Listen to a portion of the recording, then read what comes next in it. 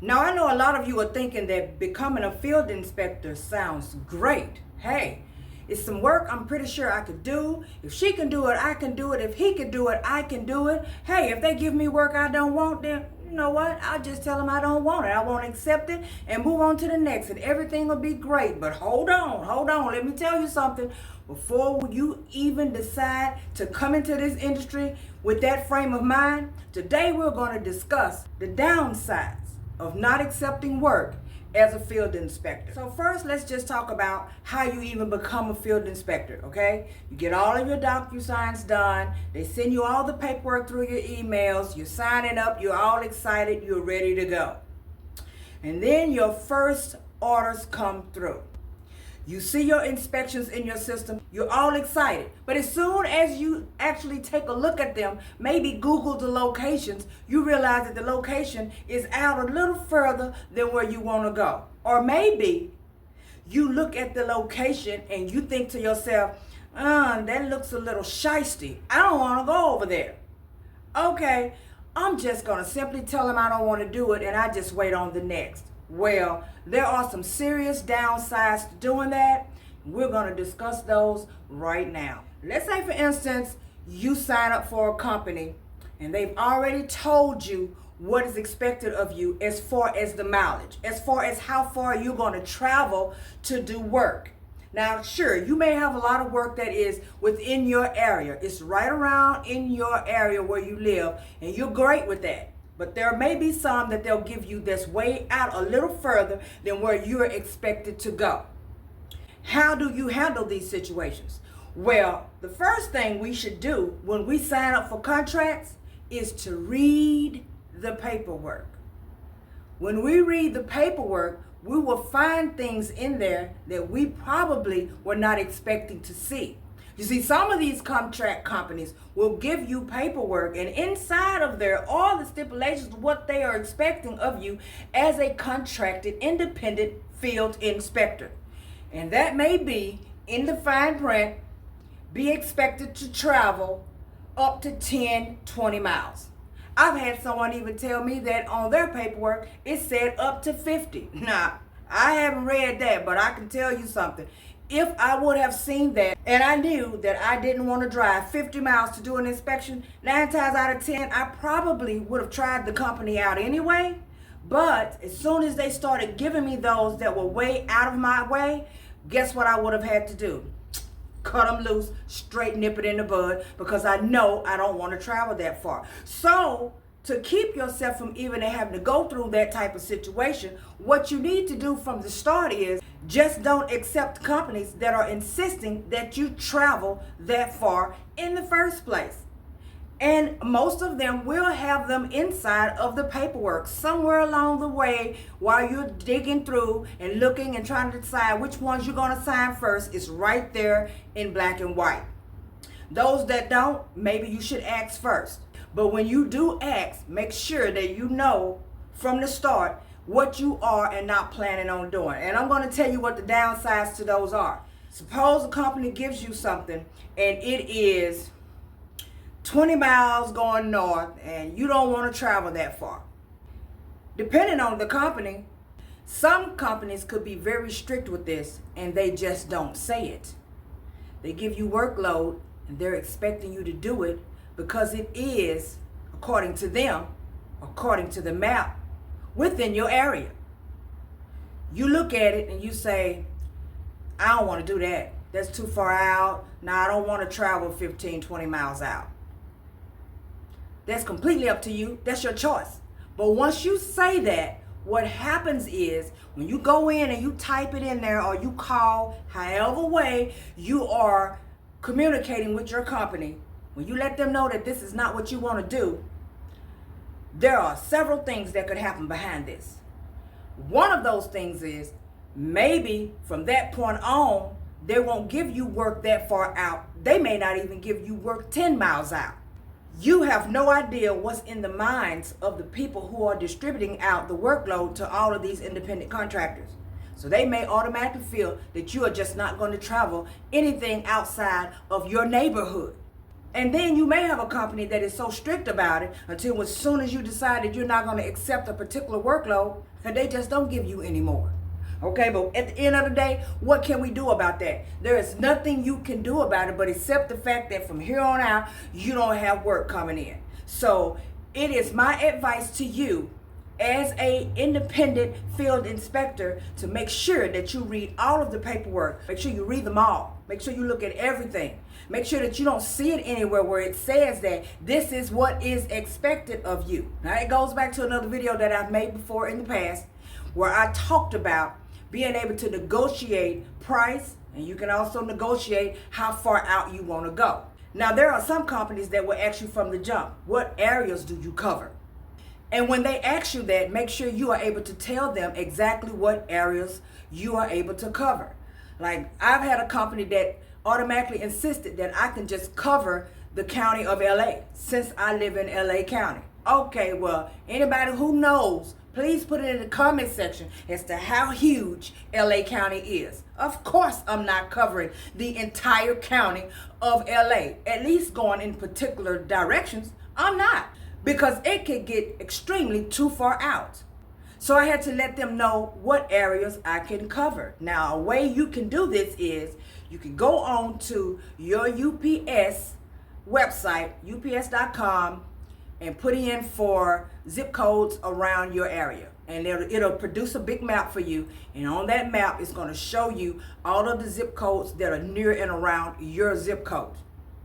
You can actually look at that and be able to tell how far out they are, how many miles it is from your house. And from that point, make you a list of those. So the next time a company asks you how far you can go, you'll have a list of the zip codes that you know that you are willing to cover.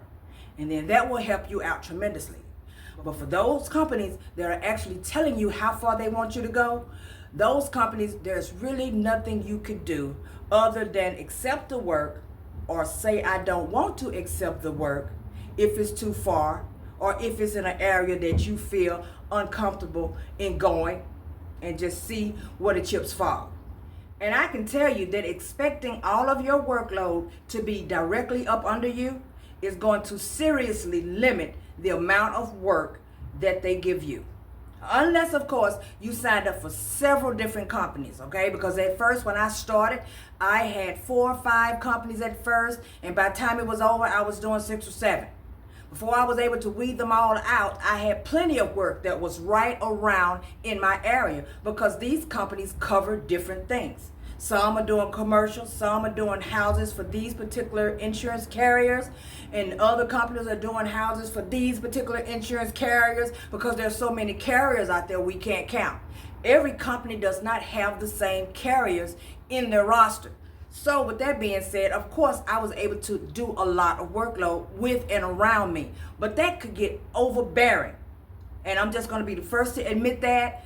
Of course, you heard me say it, and you've heard other people say it several times, to go ahead and sign up for as many companies as you can at first.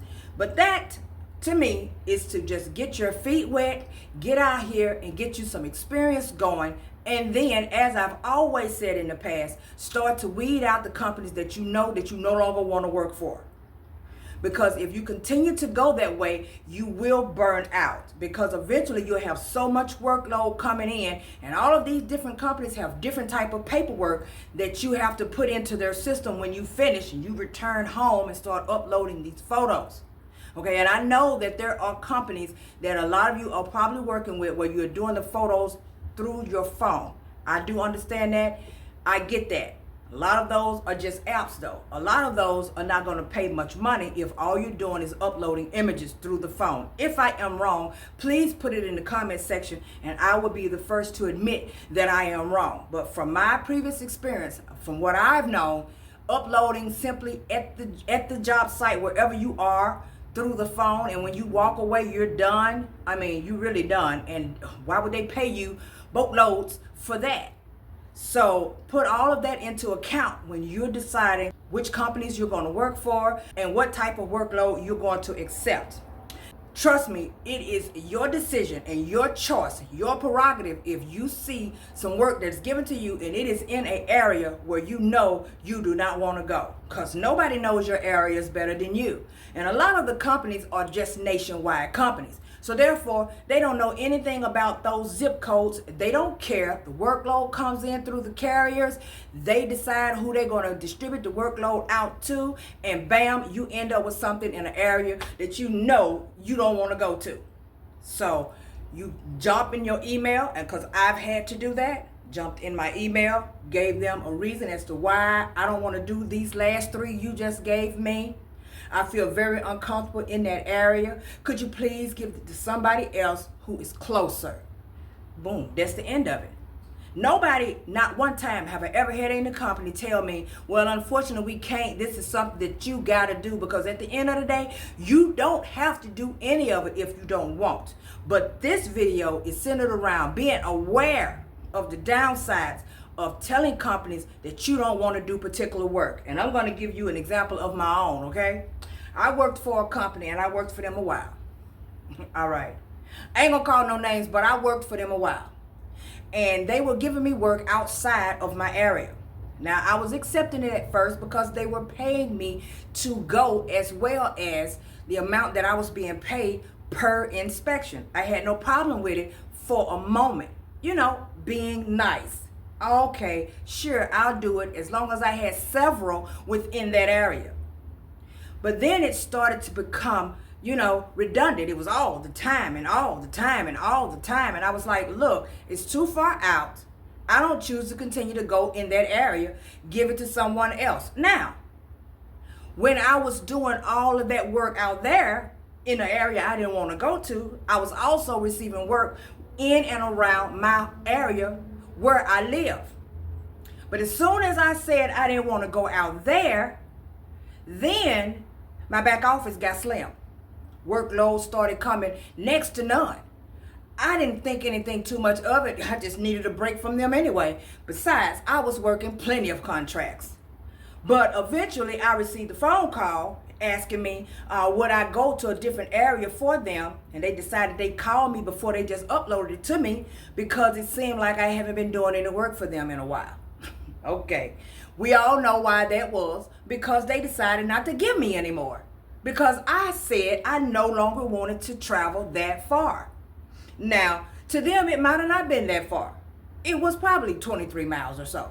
But if everything you're giving me is 23 miles out in the city of LA, in all of this traffic, that is a long way to go. And when you get there and you do 3 or 4, maybe 5 or 6 that day, depending on how many they give you, and then by the time you get home, good, they've loaded you up with the same amount going back to the same area. Look, I don't want to be in all of this deep dive traffic and on the road hours a day. You know, that's why I got rid of the 9 to 5. Okay, at least one of the reasons. That traffic had to go. But because I was saying no, now they were not loading me up with work. So think about that. If you guys have ever told a company, any of you who are doing inspections, if you've told the company you no longer want to do a particular amount of work in an area, and then all of a sudden your workload got slow, that is exactly what the problem is. And one more. I worked for a company. Y'all know I always got some stories to tell you, okay? I worked for a company, and they were sending me to a location in a spot that I didn't want to be. You know, I don't live near the beach. I don't live nowhere near the beach at all, okay? I have to travel to get to the beaches. Why would I go to the beach area, all up on those beach fronts, climbing those hills around those? Why would I do that when there's plenty of work within my area? And I know it was because they kept me loaded with work. And as soon as I said I no longer want to go in those areas, because it seems like they was trickling them, you know, sending them to me, and every time I looked around I was getting all of this extra stuff for the beach. So when I told them I no longer wanted to go, they automatically just stopped putting work in. I was like, what is happening? I looked around and my work got shorter and shorter as I finished them. Everything was just getting shorter and shorter, and I had a list this short when at first I might have had 2.5 pages zipped through of work inside the computer system. And when I asked what was going on, I was told verbatim Okay, well, through text message, that we just haven't been having any work in your area lately. That's what they told me. Okay, I didn't believe that at all because they're one of the largest companies in California. So I went on about my business. One day I had to take care of an inspection. I go to this location, and the guy had already decided that he was going to set the appointments on a day that he had another inspector coming. And so I said, that's okay, we could do that. My time was a little bit before the next inspector was supposed to show.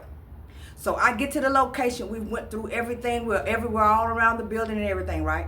We get to coming out of a unit, and by that time, he still needed to answer some questions that he hadn't answered yet. Another inspector walked up. The inspector walked up, and he seemed like he was new. He had a vibe. That energy. You could tell he was new. And so he messed around and asked me one question or two, and that gave me a chance to ask him because I was curious to know who he was there for. So he didn't tell me the actual company at first. I just seen the name on his paperwork because he was intending to piggyback me. So he wanted me to go ahead and ask all of my questions. And once I asked my questions, if there are some questions that I'm asking that he needed answers to, he could go ahead and write it down since we're both standing there together. So when he said he wanted to do that, I was like, okay, sure, that's fine. I have no issues with that. But he pulled his clipboard down, and I seen the name of the carrier. And it was a carrier that I know most definitely came from a particular company. So I asked him, are you here through such and such? And he was like, yeah, how you know? I said, because I work for them too. All right. But they're telling me there's no work in my area. And this young man's clipboard was this thick. All right, so we're going to let that go. You guys get what I'm saying. The serious downside is that they may feel like that you're not going to go at all anywhere outside of around your area. And so your workload is going to get seriously low. Or you may have one of those companies that just decides to cut you off because you no longer want to go where they want you to go. So take all of that into consideration. Those are serious downsides to not accepting work as a field inspector. If you guys have experienced any of those things that I've mentioned, please feel free to jot it down in the comment section. Let's talk about it, because we're all in this game together and everybody needs to know what's going on. And yes, please don't ask, is there a way that you could dispute that when they won't give you work and all that? No, because you're independent, and at the end of the day, this is their company, their business, and when you say no, they can decide to say no to you. And with that being said, you guys know what to do. Like, subscribe, turn on the notification bell. I will be bringing you back something later. Thank you so much for watching. Enjoy the rest of your day.